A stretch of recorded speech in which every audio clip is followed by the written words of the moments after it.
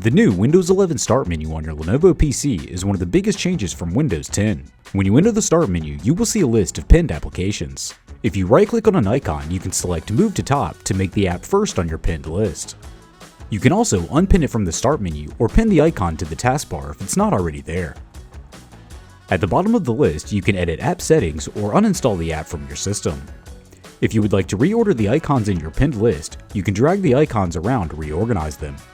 On the right side of the window, you can click the All Apps button to open a list of every app on your system. Under the Recommended section, you will see a list of recent files and apps that you have used.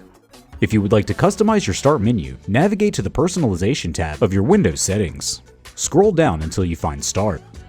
You can use the toggle switches to activate or deactivate whether you see recently added apps, most used apps, and recently opened items.